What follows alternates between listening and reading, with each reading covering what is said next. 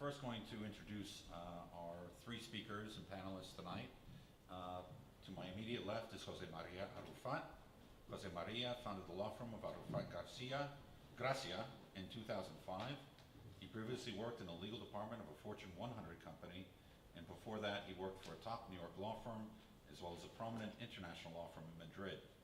Jose Maria was also an intern for the World Intellectual Property Organization delegation at the United Nations in New York, and he served as a judicial intern to the Honorable Shira Shinlin, U.S. District Court Judge for the Southern District of New York. Next to Jose Maria is Belarmino Suarez. Belarmino is a founding shareholder of Suarez Baldomero Certified Public Accountants, serving small to medium-sized companies and startups, both domestic and international. That's been for over 20 years. Belarmino is the shareholder in charge of the firm's tax department with over 25 years of experience in federal and state tax compliance and audit representation, business advisory services, and consulting for both domestic and international clients in a variety of industries and service sectors, as well as individual tax compliance and planning for high net worth individuals. Prior to founding his own firm, he served as a manager in the tax department of KPMG. Joseph Catalano, our final presenter, is a partner in the international public accounting firm of Funaro & Co. and a licensed CPA in New York and Florida with over 25 years of progressive experience in public accounting. Mr. Catalano focuses on accounting and auditing matters, consulting, due diligence, strategy and business development, quality control, and financial analysis, and is versed in representing clients in tax audits, forensic accounting, and litigation support. He advises clients headquartered in the USA and throughout Europe in industries spanning from fashion apparel, wholesale distribution, and retail to freight forwarding, chemicals, manufacturing, publishing, and hedge fund management, among others. Our last speaker and presenter will be Justin Creamer, and I'll present him when he's ready to give his presentation. With that said, I would like to hand the podium over to Jose Maria Arrufat, who's going to be discussing legal issues.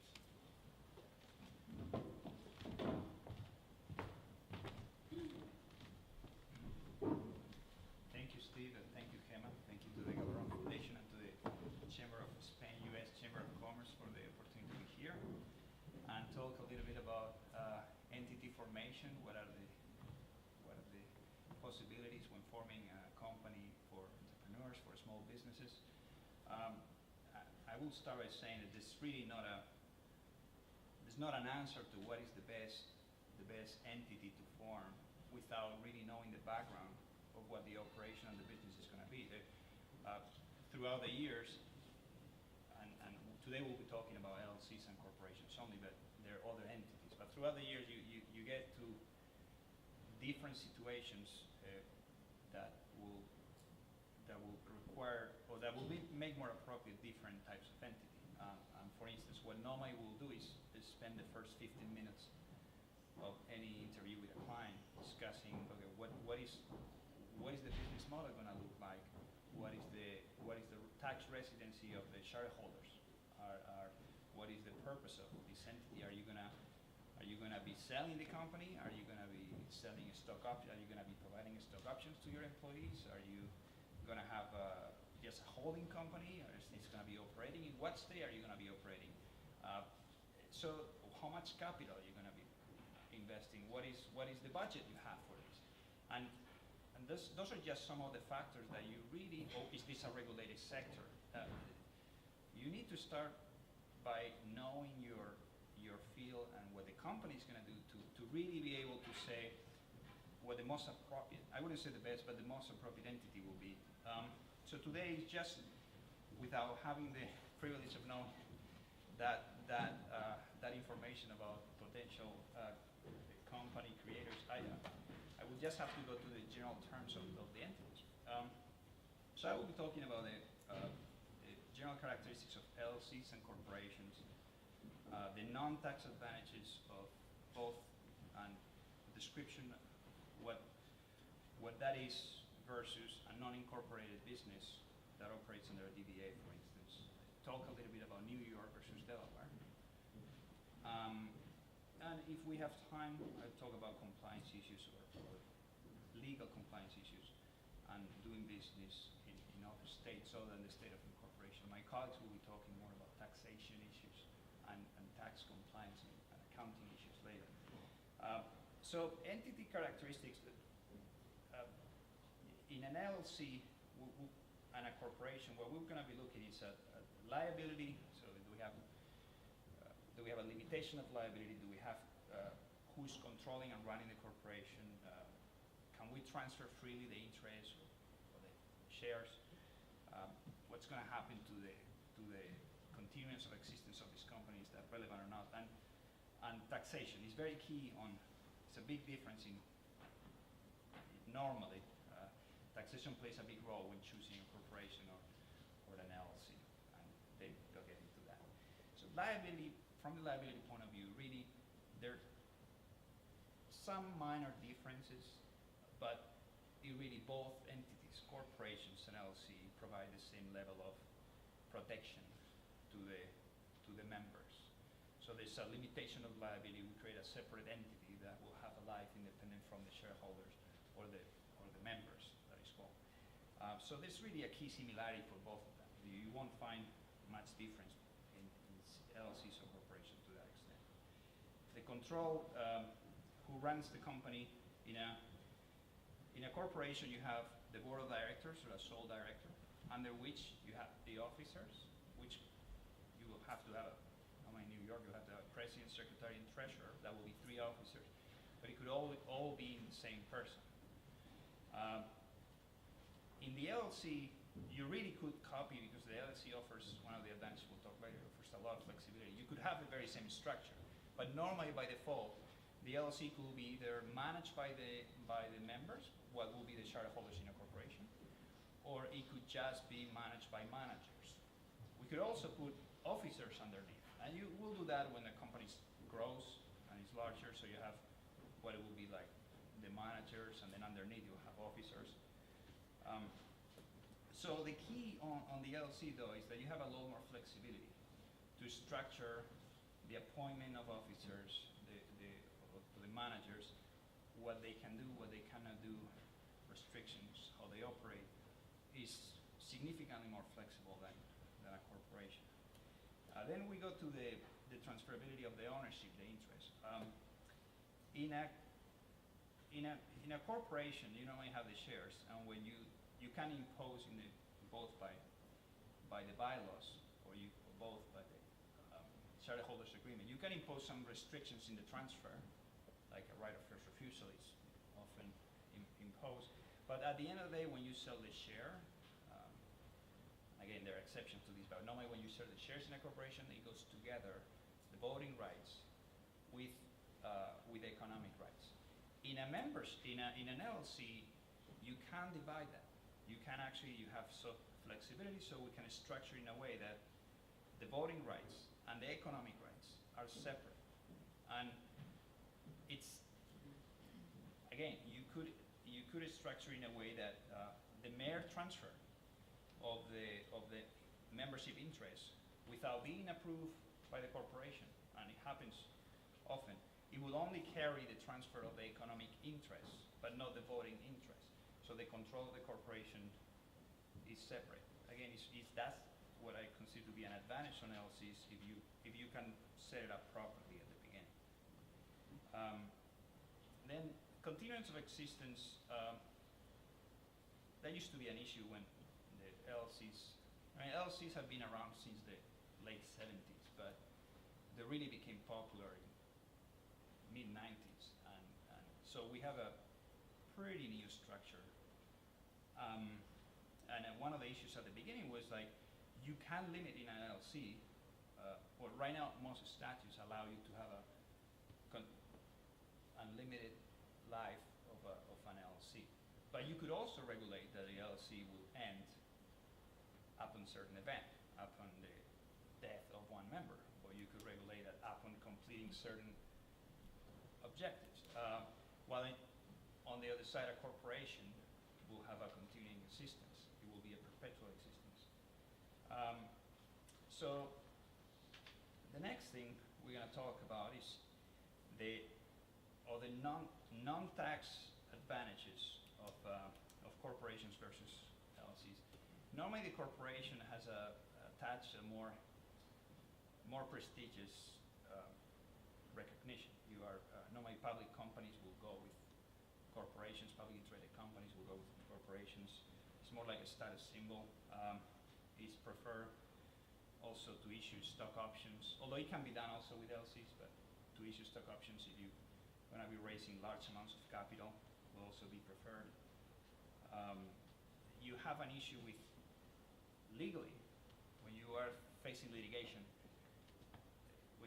If you're really going to go to federal courts, something called diversity of jurisdiction. If you are a corporation, you can defeat diversity and go to federal court because is the domicile of the place of incorporation of the corporation will be the place that rules diversity of non diversity. And it is complex, but in an LLC, the residence of all the members will relevant to defeat or not diversity, meaning that if you have one of your members is in the same state that the plaintiff or the defendant, you won't be able to move the case to federal court, especially a problem if you have a lot of members. So you're gonna be ending facing the lawsuits in state court more often than if you have a C corporation. Again, it's not gonna be that relevant for a small business, but it's one of the differences out there. One advantage of the LLCs, for instance, is that you can, as I was saying before, is you can split the economic interests. You could do that in a corporation too with different series of stock, with preferred, non-preferred, but in an LLC it's much simpler to divide economic interest, non-economic interest, preferred payments to members. It's easier, especially for small businesses. The law is a lot less restrictive in terms of setting up any structure you want for running your company between members, between partners, when we do an LLC. Versus we are more restricted by statute when we are doing a corporation. So that will be one of the advantages of the LLC. The other, one of the things normally when you're gonna decide, okay, I'm gonna form a corporation and you jump into it, one of the things you normally hear is like, oh, let's do Delaware or New York, what are the advantages or not? There's some I think that often the tax advantages of incorporating Delaware are overrated. What most attorneys will go for Delaware. There are some tax advantages though, but most often the advantages are from the corporate perspective. Delaware is significantly more protective of the piercing of the corporate veil. That is, that you cannot break the legal entity to go against the shareholders or the owners of the company, the members of the company. It's significantly more flexible to allow you restricting liability of directors and officers. And for instance, New York has a statutory liability. Companies incorporated in New York, the 10 largest shareholders, even if you own one share, but you are within the 10 largest shareholders, they liable to the owners, to anything that is owed to the employees, for instance. Just for incorporating Delaware, you get rid of that. Because New York courts will allow you that. It's the place of incorporation that rules that liability, not the place of operation. So that means that normally, if budget is not an issue, which for large companies is normally the case, we'll go with Delaware. We'll pay a little bit more to register that Delaware company to do business in New York, and it costs a little bit more maintenance. But we go with a more solid body of law, has been more tested. There's more corporate cases in Delaware courts. So we have with a more solid body of law and more protection for our officers, shareholders, and it gives a little bit more flexibility. The negative side is that it's a little bit of money. Normally, that will depend on your budget. If you're really looking at a few $1,000 budget, well, then maybe New York becomes a great idea because you're going to save a few thousand throughout the years on running just a New York corporation. One of the things I was told at the very beginning when I first was in the New York law firm here. It was like forming a New York C corp, a New York C corp for a client will be like legal malpractice. And I assumed throughout the years that that was the case until I started sometimes having as clients young entrepreneurs that didn't have the money to, and then you go and say, well, listen, it's way, way cheaper forming a C corp than anything else. And it's much better than having nothing. Because the other option, Sorry, make sure that everybody hear you. sorry, does everybody hear me? Can everybody hear? Yeah. Okay. So the other option versus having a corporation, one of the things that is key, and they will get into that, is are the partners tax residents of the United States or are they not? Because that's going to determine a lot of things.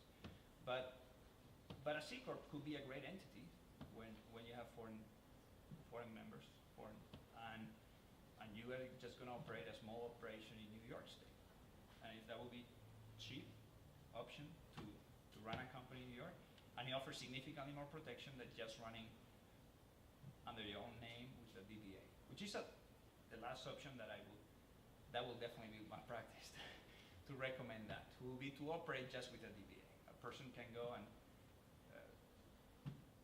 register a DBA, and that will be allowed, and they can operate under their own business, but of course they have no protection of separate liability.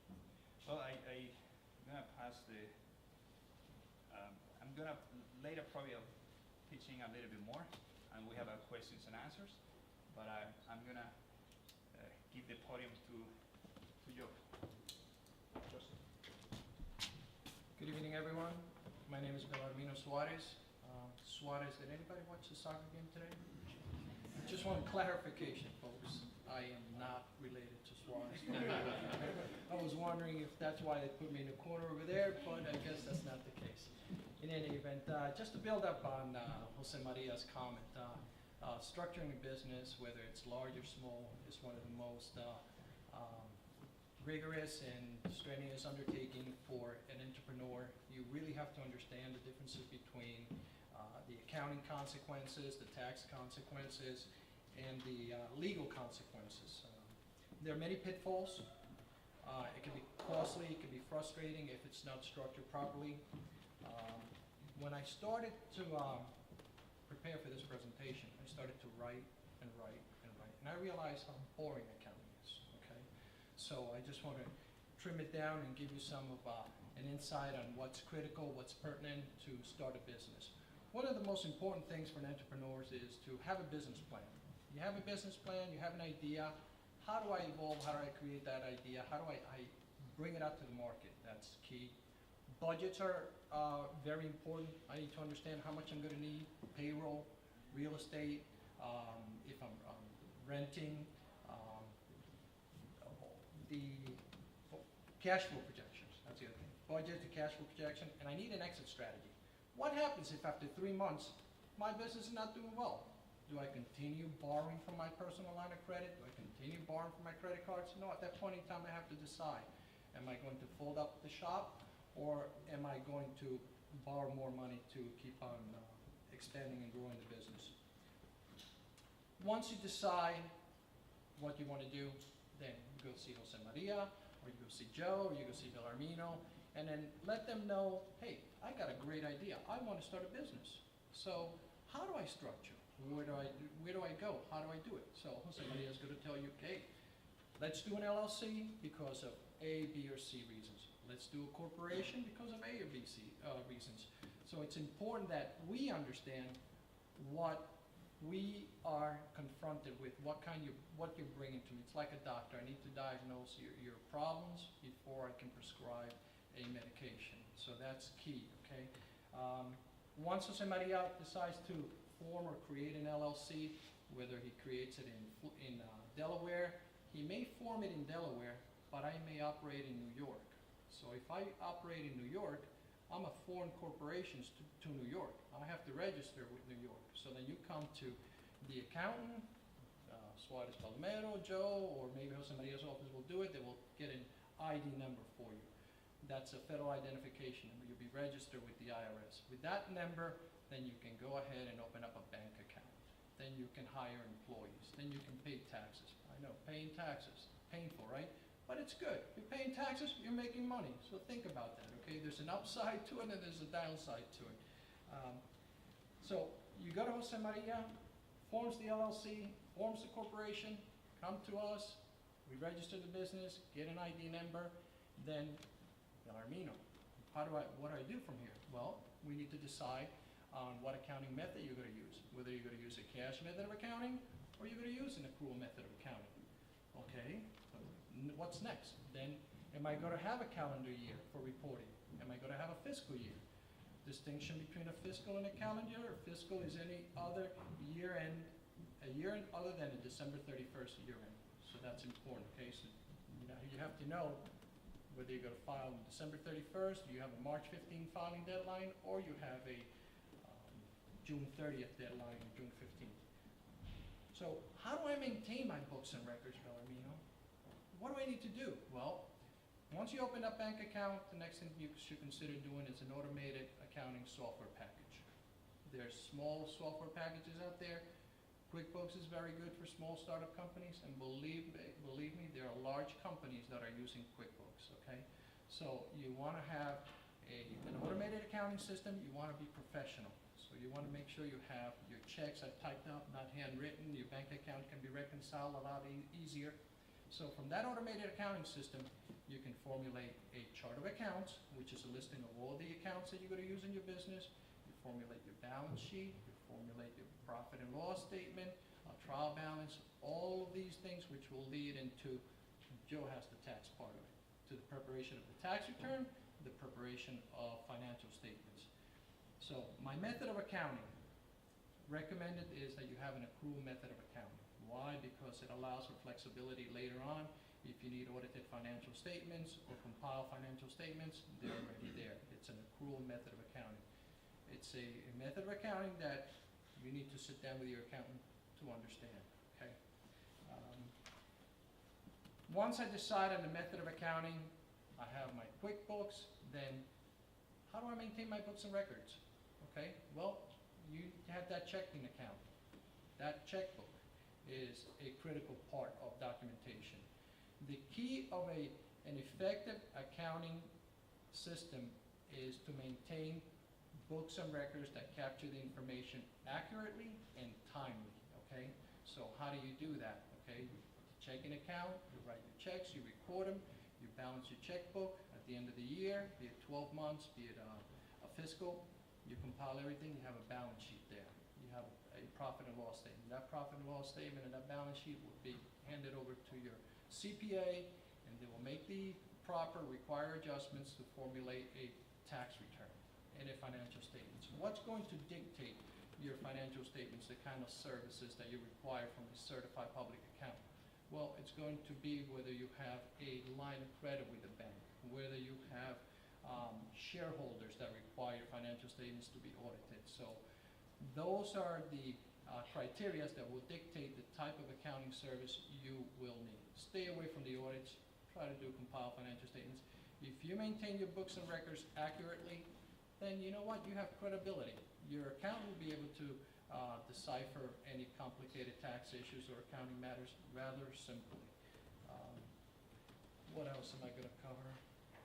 Capitalization of the company, startup. Well, I don't have the money. I go to mom, dad, the banker, and everybody lends me money. Well, I need to understand whether I'm going to have $1 in capital stock or I'm gonna have a loan. Very important to understand. I won't get into the details, but you need to make sure that you structure that properly. Insurance, very important.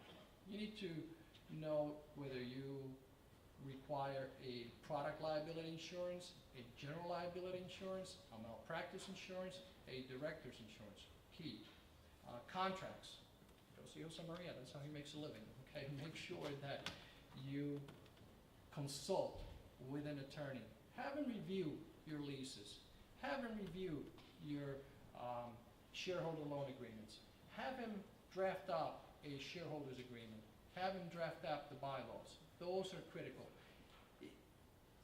The most important part of a business is that initial stage when you create the corporation. It's like, you know, when you have a plant, if you water it and fertilize it, it's gonna grow. But unless you put a stick to it, it can go any way that it wants. So make sure that your books and records are accurate. Make sure you have the right books and records. Make sure you have the correct and the proper accounting advice. Location. Location of a business is critical. And I'm going to close my presentation by mentioning the program that New York State has. The startup program is a great program. There's opportunities here in New York where there's tax exempt zones. So I'm sure that Steve is going to cover that. Make no mistake, good accounting and record keeping policies and procedures will facilitate an efficient tax audit if you get audited, or formulating your books and records for your accountant to come in and audit or review. As a takeaway, I know that a lot of you come here from outside, immigrants. I'm an immigrant also. I strongly recommend that you get a good accountant, a good attorney, a good banker, and a good insurance agent. Okay? Set up an advisory board. Once a year or twice a year, meet with them. Present to them your ideas on growing the business, or also the hiccups that you may have had. It's worth it paying for 4 hours of each of our times to spend 4 hours in your place of business discussing your future, your business concerns. Prepare an agenda. Send it to us 2 weeks in advance. Tell me, Bill Armino, I want to meet with Jose Maria, Joe, John on June 30th to cover these bullet points. You'd be surprised how much money that's going to save in the long run. Okay? Thank you very much. Now for the impossible task of taxes in 10 minutes. This is a mixed audience. Actually, it has a very high concentration of foreign representatives. So to cover some of the same ground that Jose Maria covered, when you talk about taxes, you're in New York City. And for the benefit of those that come from outside, we can't take certain things for granted. We'll start with, you know, what is New York City comprised of? It's Staten Island, Queens, Brooklyn, the Bronx, and Manhattan. Staten Island, Brooklyn, Queens, and the Bronx are not subject to one of the first taxes I will apprise you of.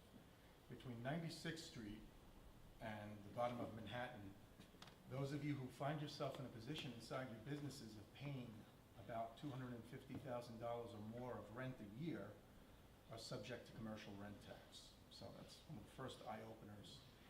When you reside in New York, and residing in New York means any of those 5 areas, whether you be a company or an individual, you reside in a triple tax jurisdiction. By that I mean you're subject to taxes at the New York City level, you're subject to taxes at the New York State level, and you're subject to federal taxes. Going to the idea of, you know, let's say that you're upstart entrepreneurs and brand new businesses. Along the lines of what Jose Maria suggested is, what you're going to find yourself is confronted with entity selection. So you're going to decide, at let's say the most simplistic measure, whether you want to run your business through your personal tax return. And you can find yourself running your business through your personal tax return one of 2 ways. You can DBA, doing business as, so you yourself, your name, you decide to choose some corporate sounding name that doesn't include INC after it, and you run through the annual economic events through your personal return. Or you choose to be a limited liability company for legal reasons, but nonetheless, since there's only 1 member to your limited liability company, it flows through your personal tax return. A more complex measure would be if you ask yourself, how am I going to go about conducting my business? Am I going to do it with partners? Then you take into account 3 other formats. You may choose to be a small business corporation, what we refer to as S-Corps.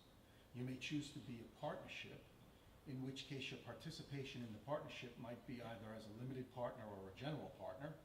You might choose also to be something known as a silent partner, which is another variation on limited partner. Or you go to probably the format that includes the most complex administration, which is a C corporation, right? This is the INC, so only a C corporation can call itself an INC. Each of these formats brings with it consequences.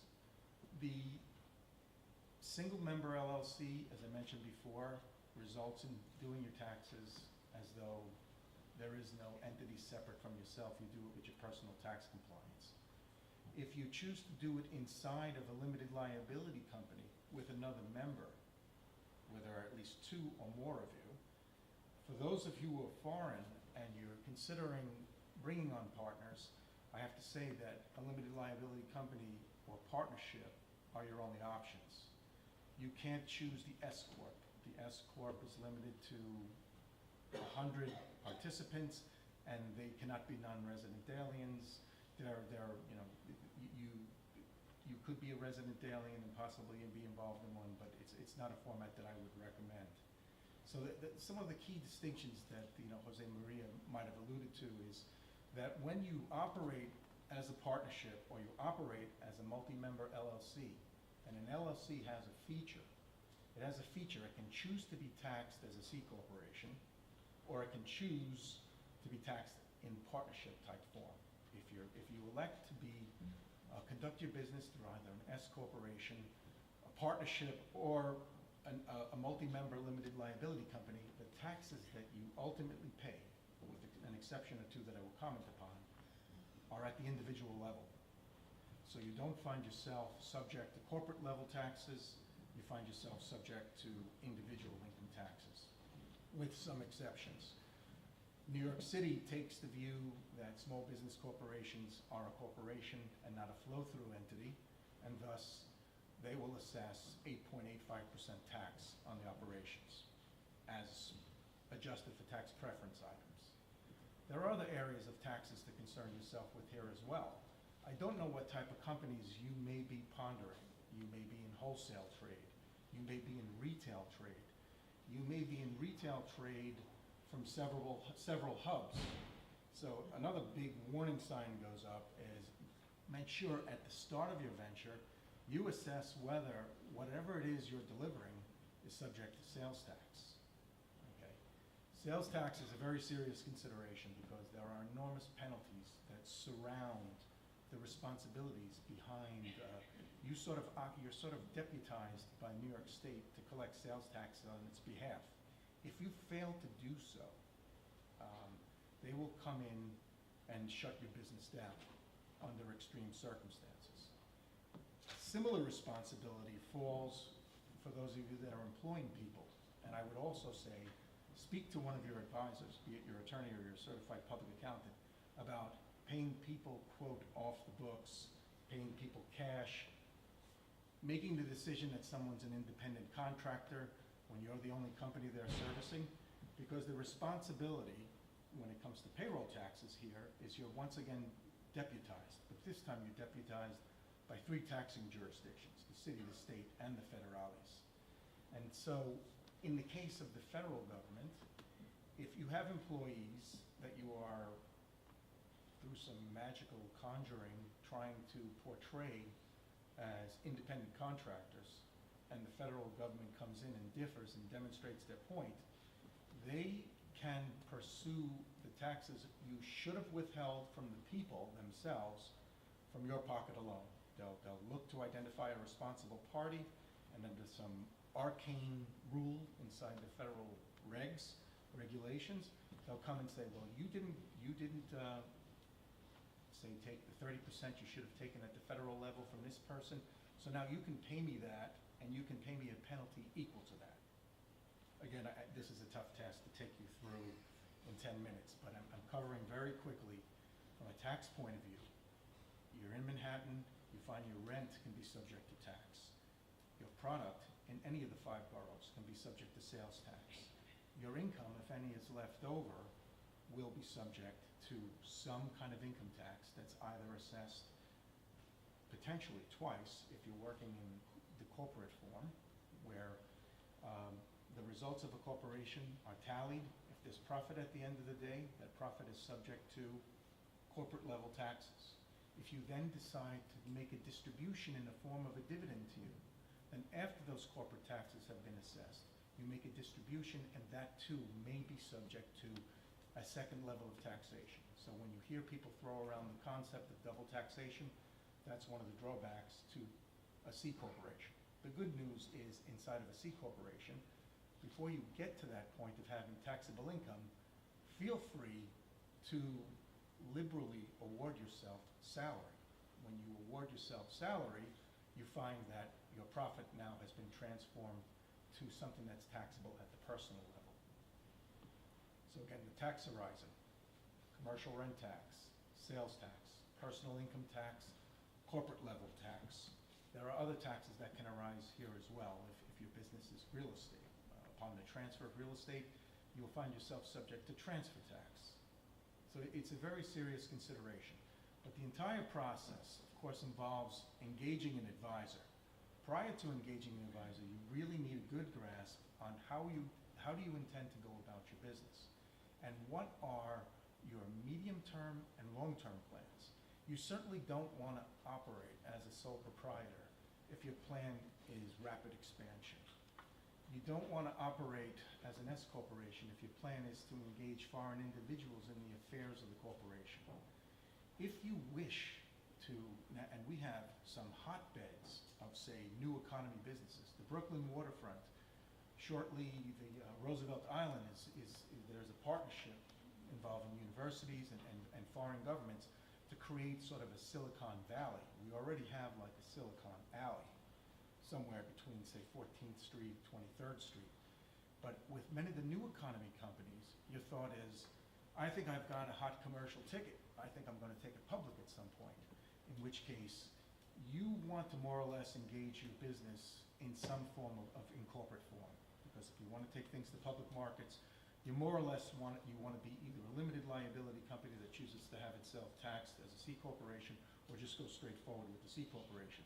With the C corporation, you have the ability to bring in lots of money from outsiders that you can entice to invest in your business. With an S corporation, it stops at the first 100, and it precludes the use of foreign investors. Okay, these are some of the many thoughts about at the tax level. I suppose folks at the individual income tax level, since we have a fair share of folks who emanate from elsewhere, keep in mind the United States has tremendously rigid and strict rules.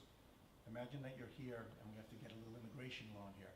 Imagine that you're here with a green card or better, right? You're moving, you find yourself tax resident in the United States, and that's a concept that you're going to have to explore with one of us. What deems you tax resident here? But suppose you know that you already have a green card. Well, you're responsible on your individual income tax return for reporting your worldwide income. You're responsible for reporting the presence of many types of foreign assets. You're responsible for revealing the presence of your foreign bank accounts and the money that you may have residing in offshore trusts. Okay? The penalties can be quite severe. The failure to disclose the presence of foreign bank accounts starts at $10,000. There's another form that's referred to as FATCA, FinCEN 114, I believe, I forget the exact numbers, but that's where you reveal some of your foreign assets. It starts at 10, but I can give you an example by way of a cautionary tale. I knew a gentleman who had more or less $1 million residing in Western Europe, and thought that it would never be detected, and it was. A lot of foreign banks, especially those in Switzerland, have been coerced into offering your banking information to the United States, and I think more and more countries will follow suit and will expect reciprocation in terms of information sharing from the United States. When all was said and done, when the penalties were assessed, the $1 million, the unreported income, the penalties were equal to almost the full $1 million. And there are criminal provisions for, let's say, from a legal perspective, if there's a willful act to conceal, There's a book that they're gonna throw at you, and then you're gonna have to come to one of us for voluntary disclosure. So, again, I'm trying to give you a quick snapshot of the formats. Sole proprietor, single-member LLC that's disregarded as far as tax is concerned, and you wind up doing it on your personal tax return, to the multi-participant limited liability companies, to the S corps, and ultimately to C corps.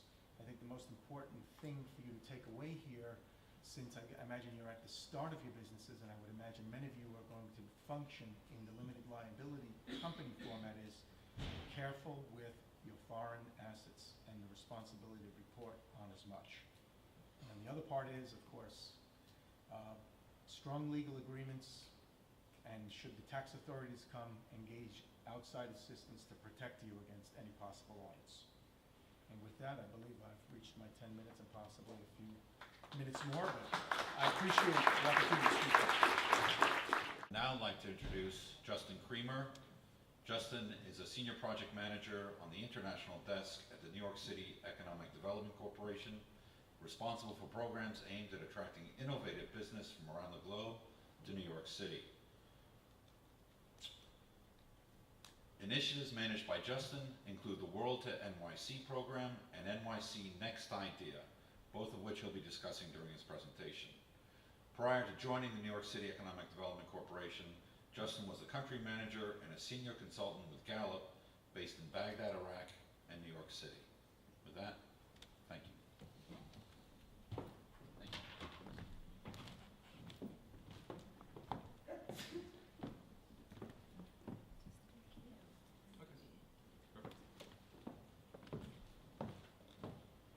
All right, good afternoon, everybody. Can you hear me okay in the back? Okay, well, you just heard my background.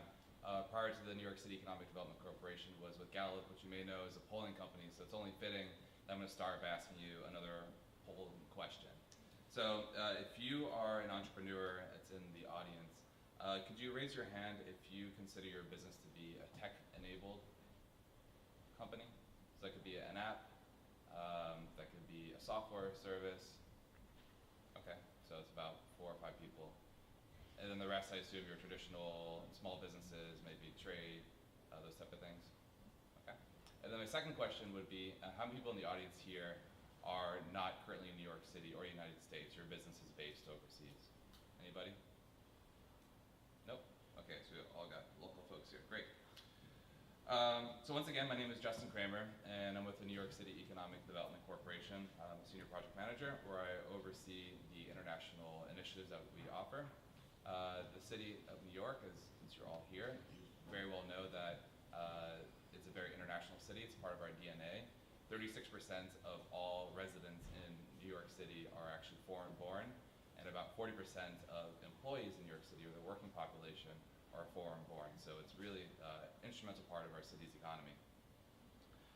So in my presentation today, I'm going to talk a little bit quickly about what the New York City Economic Development Corporation is, as I imagine many of you don't know who we are. Then I'll talk a little bit about the New York City tech sector. It doesn't seem like there's a whole lot of tech people in the crowd, so I'll probably jump over that a little bit. And then lastly, I will go over a number of programs that we offer to help international entrepreneurs, such as yourself, to get your business launched here and help take it to the next level. And then, of course, at the end, we'll take some Q&A as part of the panel. So, what is the New York City Economic Development Corporation?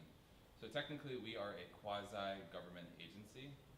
We're a nonprofit, but essentially, we are part of the city government. We're just incorporated as a nonprofit. It allows us to move a little bit differently and quicker than a typical city agency. So our president is appointed by Mayor de Blasio and reports directly to the Deputy Mayor of Housing and Economic Development, Alicia Glenn. And the EDC primarily has 3 different functions that it performs for the city.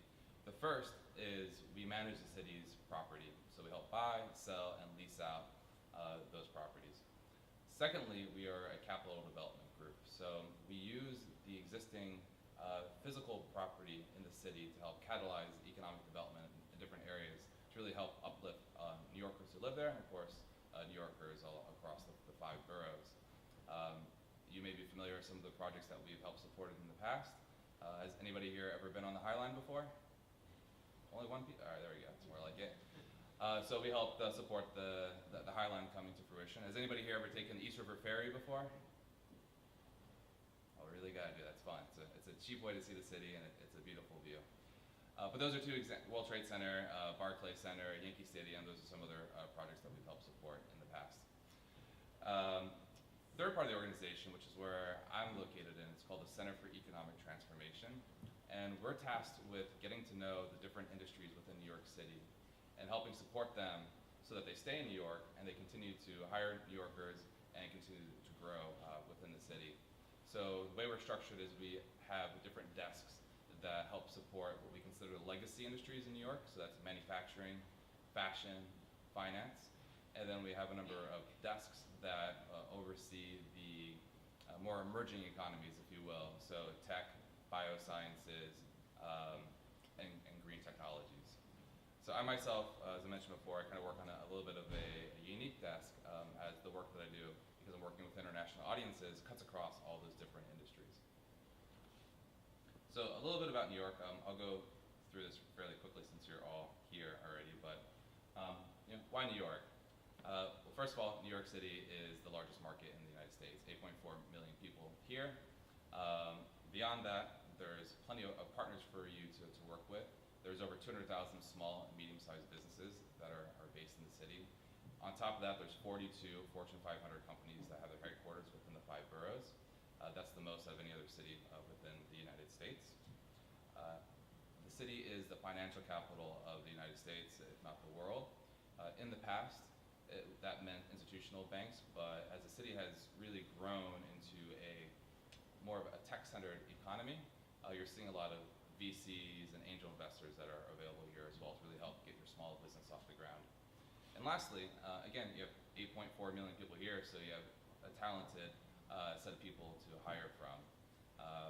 By most recent counts, there's about 500,000 students, university students in the city at any one time. So to put that in perspective, that's roughly the population of Atlanta.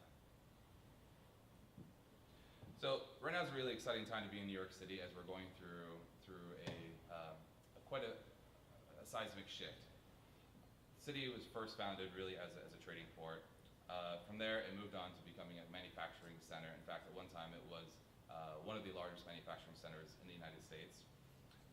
And then more recently, as you can see, it's become an area for business services. So financial services, professional services, those type of things. But last year, a very important shift happened, and soon I'll throw up a new photo onto that slide there. The tech industry became the second largest industry in New York City, right after finance. And if I was giving this presentation about 5 years ago, New York City wouldn't have even been on the map. Everybody knows Silicon Valley is the #1 hotspot for tech in the United States, and it still is. But for a long time, #2 was Boston, and Boston still leads in certain categories. New York has overtaken it in a lot of different areas. You can see here on the chart the number of deals that were done in New York City surpassed Massachusetts, the state, back in 2010. And that number continues that divide, the delta continues to grow. Still sticking with kind of the tech sector here for a second.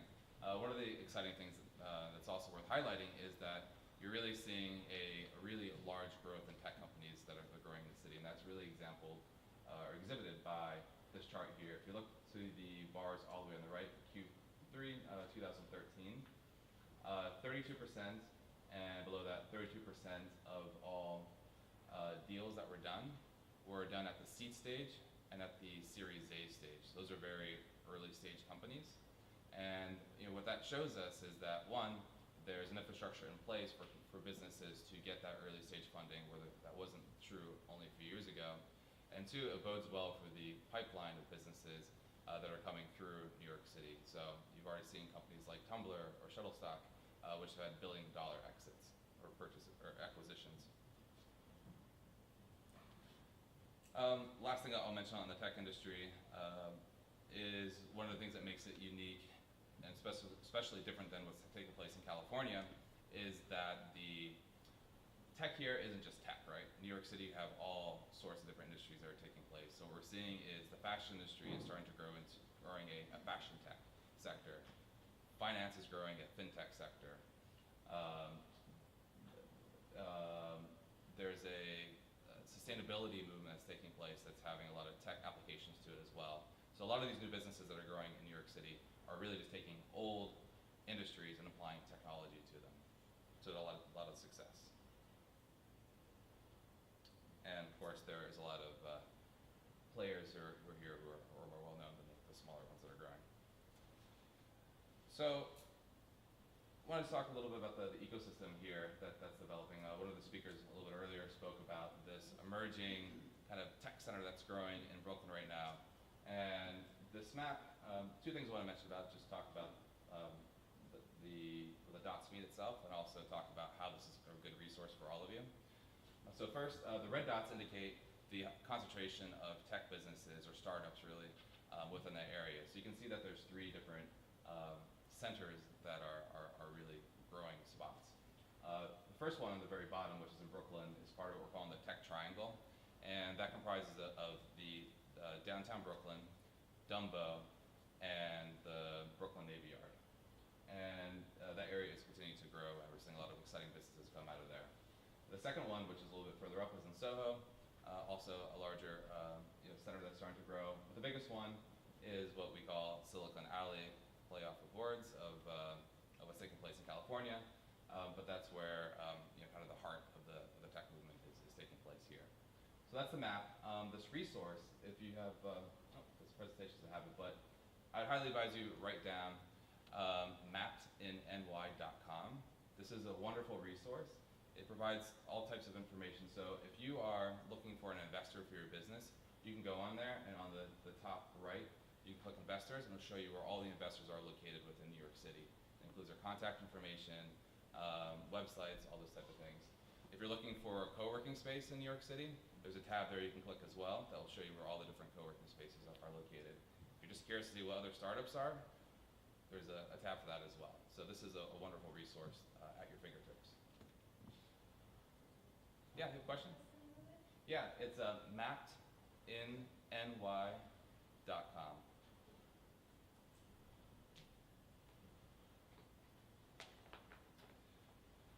So clearly I'm talking to an international audience, you know this, but the startup scene in New York City, really from an international perspective, is growing at a rapid clip, especially from the Western European perspective. The time zones is much more conducive to other parts of the country. There's a lot more cultural similarities here, and the infrastructure is in place. I think Pixable and Olympic are actually two Spanish companies. So enough with the city. Let me tell you a little bit about some of the programs that we offer here. One of them is the incubator system. So a number of years ago, if you were a startup in New York, it would have been very difficult for you to find office space. There were very few, if any, incubators or co-working spaces available. So at the EDC, we recognized that was a problem. And so we partnered with a number of different organizations around the city, and we've established 15 co-working spaces here in the city. Each one of them target a different demographic or sector. So if you are in the culinary field, there's a co-working space for you. If you're in fashion, there's one for you. Fashion, finance, you name it, there's a co-working space for you available. If you go to our website, the link is right there on the bottom right. There's a search tool there that can help you find co-working spaces that are available. Beyond this, after these were originally established, there's now close to 100 co-working spaces located within New York City, in addition to these ones. Another program or tool that's really useful is Wired NYC. If you are currently looking for an office space, one of the most daunting things is, are you moving to the right place? Is it going to have the right tools available for you? And everybody, no matter what business you're in, you're going to need internet, right? To run a successful business. And so a lot of people, when they sign their leases, are going in blind, not really knowing how fast the connectivity is, what are the providers that are there. So at the EDC, we're trying to solve this problem by recently launching this website. And if you type in the address of the place that you're looking to potentially sign a lease with, you can find out how connected the building is. And it's based off of the LEED system, so the most advanced connectivity building would be would get a designation of platinum down to gold, silver, and then just regular connected. So another tool that could be useful for you. Do we have any students in the audience? No? One student? Okay, well I can talk to you afterwards if you're interested. But this is a student competition that we run once a year to help local entrepreneurs, international entrepreneurs get launched in the city. Another program that the International Desk runs is called World to NYC, and it's an initiative where we attempt to bring together 3 different groups of people. First is we have an open application for international entrepreneurs that are looking to expand their business to New York City. The second group is we try to bring together the local New York City community from all different angles. So you could be a community-based organization, you can be an investor, you can be an entrepreneur, and we try to get you into the program. And then the third group is multinational corporations. And the way the program works is each time we run it, we look at one specific sector. So it could be manufacturing, which is what we did earlier this year. The next one we're doing is going to be on technologies or business related to smart and sustainable cities. And we run 3 days where these 3 different groups that I just explained come together, and we run networking events. We show you different assets in the city, and we have different knowledge exchange sessions. It really helps. The idea is it helps all those different groups drum up business here in New York and get to know the local landscape. Another program that we offer is NYC Venture Fellows. If you're already based here in New York City, then you're eligible for it. This is for startups that are already established and they're looking to try to get to that next level. And the way the program works is it's an application process. If you get through, we select 30 people, and there's 2 benefits to it. First, you and your other 30 cohorts, or I guess 29 cohorts, will participate in a number of learning sessions throughout the year. So we'll do things like sounding board sessions where we'll have the other 30 entrepreneurs come into the room, and one of them will get up and say, hey, I'm having a big problem with X. Anybody have any ideas or suggestions? Have you been through this before? Do you have any suggestions? And it's a way for everybody to kind of self-learn from each other because we're all going through the same issues at the same time. The other benefit is that we link you up with a mentor who throughout the year will help guide you through the process of having a startup in the city. So it could be, mentors tend to be executives at Fortune 500 companies, other entrepreneurs who've exited their business, or even investors. Had some really great success with this program. If you are familiar with Warby Parker, for example, they went through MakerBot, a 3D printing company, just to name a few. And I think I'll stop there. There's a whole bunch of other programs that the EDC offers that are geared to our entrepreneurs in the city. Highly recommend you check out the website. It's basically nycedc.com. Or if you have any questions, you're more than welcome to contact me directly, and I'm happy to chat with you. That's it. Thank you, Justin. We're going to take about 5 minutes, 5 to 10 minutes to let the panel discuss a little more the most interesting ideas that I think, or that they think, the audience here needs to take away tonight. So I'm just hoping that you can try and draw out some of the most important points that you want people to take away from each of your perspectives: legal, tax, accounting, and then the NYC EDC. And obviously feel free to discuss a little more among yourselves during that 5 to 10 minute period, and then we'll open it up to questions from the audience. The formalities, you don't like often people, you need to have bylaws, you need to have a publication. If you're an LLC, it's not just the articles of organization. You're going to have to have an operating agreement, and you're also going to have to publish in New York. I know you're going to have to have contracts among the shareholders. When you do a loan, you have to make sure that you have a contract, make sure that you're paying the interest, make sure that you declare. When you do additional capital contributions, you have to make sure that you're properly formalizing that that's a capital contribution. When you increase, when you transfer shares, make sure that it's properly, because what happens is down the road when you really need, you're going to need this when you have a fight among shareholders, but when you have, or the IRS audit, then it's too late to go back and create the documents. At that point, you cannot create anything. So you just go, in the life of a corporation is required to formalize things and just make sure that you do it. And you'll solve a lot of problems down the road. So that's all. Yeah, thank you for the kind words, by the way. I think at the start of a business, it's extremely important. It all begins with, are you doing it alone? Are you doing it with someone?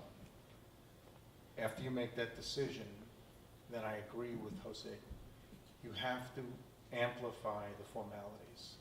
So if you want to go to the nest that I was, the hornet's nest that I was asked to comment upon, take payroll tax very serious.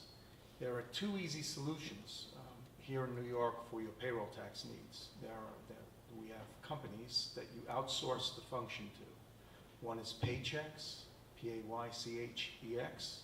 The other is ADP. ADP is a more known entity. Have them handle all aspects of payroll compliance and also ask them to move you towards getting the workers' compensation insurance. Second point, take sales tax tremendously serious. And with that, you're going to need an outside advisor. I imagine a number of you, if not all, would be savvy with selling your product over the internet. That's a wide open wasteland, loosely regulated in one sense and heavily regulated in other regards. So if you're selling from three-dimensional places like the storefront, it's fairly straightforward. You know, you charge sales tax if someone takes what you've given to them away from where you're standing. If you're shipping it out of state, you don't charge sales tax. But if you're selling your goods to someone in Carolina via the internet, and you're using someone that helps increase the number of clicks through to your website, who's also based in Carolina, you have to ask yourself the question, do I need to pay sales taxes in North Carolina?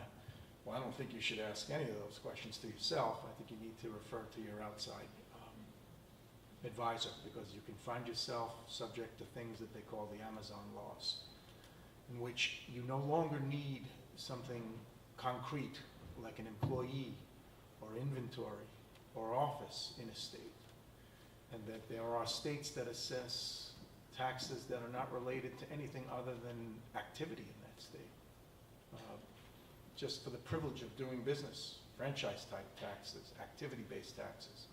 So, you know, in the beginning, I think another thing with sales tax, it's tricky. Imagine you have the good fortune of being able to sell from two locations in New York City, right? One on Madison Avenue, one on Fifth Avenue. You're really aiming high. Each of those places need to obtain a sales tax identification unique to the address. The absence of doing so could subject you to $10,000 penalties per location. These are the type of pitfalls I see at the very start now. It is not common unless it's a fairly large entity that's spreading its wings into the United States that they're going to establish operations on Madison Avenue and Fifth Avenue. Those are the priciest rent places, but I'm using it for an exaggeration aspect. The other one that, you know, I don't think that I need to restrict this to taxes is because we're part of a panel where there's an overflow, is who you go into business with is, I don't know, I would say it goes beyond who you choose to marry. Because when something goes wrong with the person who you go into business with, it's not as though here in the United States, if something goes wrong in your marriage, it couldn't cost you dearly.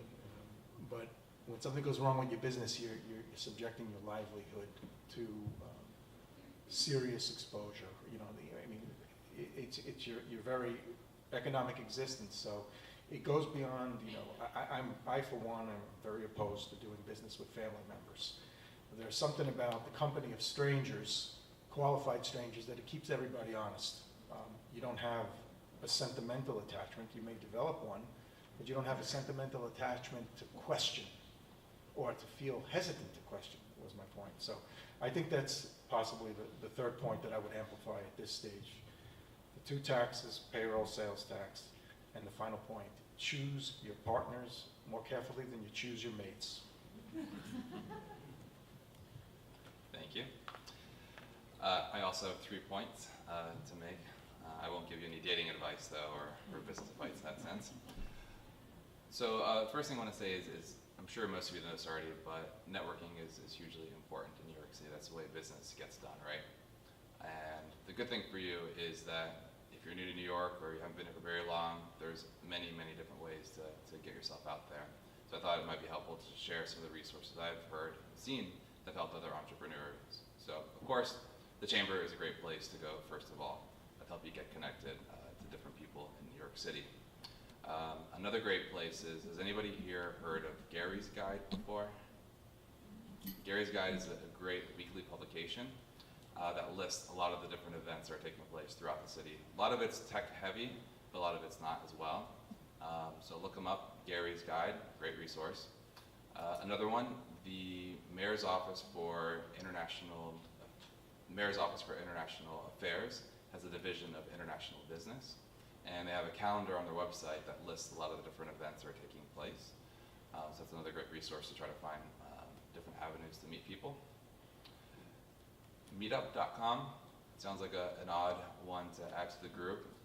At least I used to think it was more of a social thing, but it's actually a great business tool here in New York. If you are doing business in fashion related to like shoes, I guarantee you're going to find some sort of meetup that's related to that field. That's a great way to get your foot in the door, no pun intended, with that group of industry group. If you're looking for an office space to use for a day or two that's free, Wix Lounge, if you've ever heard that before, offers free office space for a short-term basis. And that's a great way to network and meet people, and they have a lot of events in the evenings. And one more. Again, a little more tech heavy, but New York Tech Meetup International is a group. It's on the meetup.com website as well, but it's run by a group of international entrepreneurs who have businesses here in New York, and they get together about monthly and they talk about various issues. That's another great place to network. The second point is, this will be much shorter. Startup NY is a program that the New York State runs. So I actually don't work on it, so I can't talk too much about it, but I highly recommend checking out their website. If you open up your business on a college campus within New York State, so it can be anywhere from New York City all the way up to Rochester, you can be eligible for to be in a tax-free zone for 10 years. That's for state taxes. So check it out. And then the last item is I brought with me a resource guide that we prepared at the EDC that just talks a lot more about other kind of tips and things that are out there for you. So if you're interested in getting a copy of the resource guide, I have them here with me, and I'm happy to share it with you after the panel discussion. Thank you. Thank you, Jose Maria. Thank you, Joe. Just to comment on, or to expand on their comments, it's very important to make sure that you have a good foundation when you're starting a business. Consult with Jose Maria on the legal structure, consult with Joe or myself or a qualified CPA as to what's the best form to structure your business. Consider buying QuickBooks. It's rather simple, easy to use. It'll help you organize your accounting records, set up a chart of accounts, open up a bank account, maintain your receipts. It's important, I mentioned before, to try to create that advisory board to you for yourselves, because one of the things that Joe mentioned is sales tax. But when you're invoicing your clients, you have to separately state your sales tax. So in the event of an audit, if that sales tax is not separately stated, they're going to go after you and they're going to make you responsible for that, because the burden of proof is on you, the taxpayer. That's very important, okay? So those are things that you got to keep in mind. I know that Joe spoke about compensation stripping out the earnings of the corporation. Make sure that you take out compensation. Don't put it in as a shareholder loan, because that's a pitfall that comes back and it bites you. Foreign reporting is very important. Remember that when you become a green card holder in the U.S., you're subject to worldwide income. That's the U.S. tax laws. So if you have a piece of real estate that you inherited from your parents in Spain and you're collecting rent, you have to report that here. By the same token, if you have a family member that expired and left a bank account for you in Switzerland, that's also a filing obligation here. Just this week, they changed the voluntary disclosure programs. Before you used to have, or you still have it, and it's going to terminate or end. If you go voluntarily, you're immune from criminal prosecution. The new program is going to start out with only 5% versus 27.5% penalty plus the tax on the unreported income. The new program says, okay, I'm going to only charge you 5%, but you have to sign a statement under penalties of perjury that you did not willfully omit those earnings in your tax return. And it's up to the IRS to come back to you and tell you, hey, we believe you or not. So it's out of your hands. However, if you don't take advantage of the voluntary disclosure program and the entity, the bank, where you have a bank account is under federal investigation or the Justice Department or the IRS investigation, you can no longer participate in the voluntary disclosure program. So that is key. So what the IRS is doing is they're applying the pressure on the taxpayers or on those individuals that have foreign bank accounts to come forward and report their income. Okay. This is a takeaway again. Have an attorney, have a banker, have an insurance representative, have your CPA, have a meeting once or twice a year. Discuss your concerns, discuss your business growth, and they'll, believe me, you'll gain a lot more from those 4 hours that you pay than by failing to do so. Well, good luck. Thank you very much.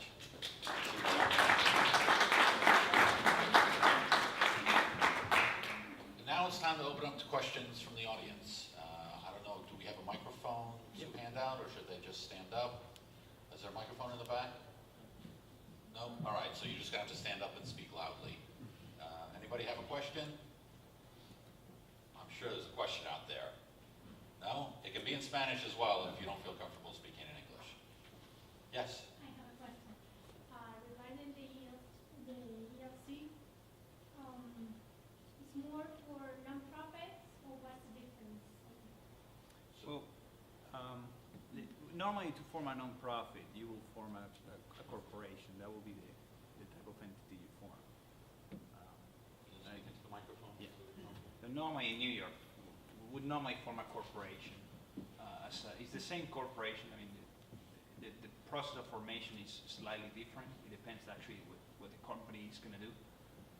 And its formation of the entity itself is separate from the 501c3 status, will be tax exempt status. So those things go separate. But the state has, and the structure of the companies is slightly different, because you're going to have to be either directors only or directors and members in a non-for-profit. But the type of entity is the corporation, the one we use. It has a very different requirements. Then you have to file the bylaws with the Attorney General. There's a charities bureau, it's a different section. It's slightly more complex. It's significantly easier to form a for-profit company than a non-for-profit. And then you have to be careful in the operation of a non-for-profit corporation on the payment to directors. They have to be, there's certain guidelines that you have to meet. You cannot pay more money than what professionals in that field get paid. The charities bureau, I suggest it, obviously, a good resource for you to get more familiar with the way nonprofits work will be going to the charities bureau. They have a lot of tutorials. The New York Charities Bureau.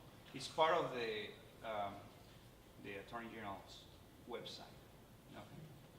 Obviously, the formation of a non-for-profit is a very different animal than whether donations to that non-for-profit are tax deductible, right? Jose Maria? Yes. That's a whole other area that needs to be dealt with. Any other questions? I have a quick question. Just, you mentioned before the issue of being subject to U.S. taxes. I think that came from Bellarmino. You were talking about, what happens when you become subject to U.S. taxes. And I think there's a formula, if I'm not mistaken, that they use to determine how many days you've been in the United States, that makes you subject to taxes. Can you explain a little bit of just generally how many days that one needs to start worrying about that issue once you've Sure. been in the States? If you're not a green card holder, or if you're not a permanent resident in the U.S., there's something called a substantial presence test, which means that you look back for 3 years. And I believe it's 30 years, the current year, 30 days, then 60 days, or 1/6 of the days, 1/3 of the days, and so forth. Correct me if I'm wrong, Joe. Yeah, it's 1/6 of the days from 2 years ago, 1/3 of the days from last year, and all of the days of the current year. And if they add up to 183 days, you're tax resident That's in the correct. United States. So then what'll happen is, you're subject to worldwide income, and you have to report that foreign bank account. And on your personal tax return, there's a Schedule B that asks that question, and you have to check off that box. And Joe mentioned SINFIN 114, which is now due, it's due at the end of this month, and it's in an electronic format, no longer is it paper. So that's, it's very important. So anybody that's been in the country more than 6 months, let's say this year, they're You're gonna have good. to worry You don't have to worry about it if you haven't been here before that. in the prior years. Exactly. It's a little more complex too, Yes. in that if there are treaty tiebreakers. Absolutely. So somebody can even be here for more than 183 days in a given year, but then you turn, because the Internal Revenue Code rules unless there's a treaty provision that trumps it. So the U.S. and Spain, if they have an agreement, and they do, you would turn to the treaty and somebody would reflect on where what we call their centers of vital interest reside. So if you can demonstrate, my family is in Spain, my intent is to return to Spain, my bank accounts are in Spain, my life is in Spain, I spent this many days here for undisclosed reasons, but I'm going to continue to do my reporting there. The tiebreaker rule will come through a treaty provision and you can continue to file. There's another one where you kind of do dual resident filing for a given year. So part of the year, to the extent of your U.S. source income, you report in the United States, but you don't report your income that you earned elsewhere there. To the extent something is double taxed, right, a single source of income is taxed in Spain and taxed in the United States, you pick the country from which you wish to receive the tax credit, and you take a credit for the foreign taxes paid. But you have to decide, are you going to take the foreign tax credit on your U.S. return? If you do, the foreign tax credit is only good at the federal level, and any taxes that you paid on income, say, in Spain, will not shield a penny of the state and local taxes that you're subject to. So it's, like I said, a hornet's nest. But make sure you get a CPA that really knows the international dimension, because if you get a CPA that doesn't understand these issues, I think you could probably get yourself in a lot of trouble. On that note, just to expand on what Joe mentioned, you also have state filing requirements, which they normally don't piggyback, or they normally piggyback on the federal, but there's some states that will not recognize the tax treaty. So you may be a non-reporting person for U.S. purposes, but you may be a reporting person for state tax purposes. So you may have that in New York, you may have that in California. California is one of those states that they just want to tax you on everything. So be aware of that. So there's also the substantial presence test here for corporations. You have to, if you're doing business in the, not substantial presence, I'm sorry, the economic nexus, but effectively connected business income. That's something else you have to be concerned. New York, starting in 2015, they're looking at economic nexus. So what New York is doing, starting 2015, is if you have a customer that you bill them $1 million or more, and your business is based out of California, but your customer is in New York, you have now economic nexus in New York and a filing obligation. That starts in January 1st of 2015. So there are significant challenges for those that are not up to date and don't have good professional advice. With that said, we've gone a bit over time, and I know some people want to have some wine. The wine is provided by, Emma, please tell me. Mata Romera has been kind enough to give us some excellent wine tonight. Please enjoy it. If there's any pressing last short question, anybody have anything they must ask? Obviously, you can talk to the gentleman after the presentation, and I'm sure they'd be happy to discuss a little more in detail. With that, I'd like to thank our panelists. Please give them a round of applause.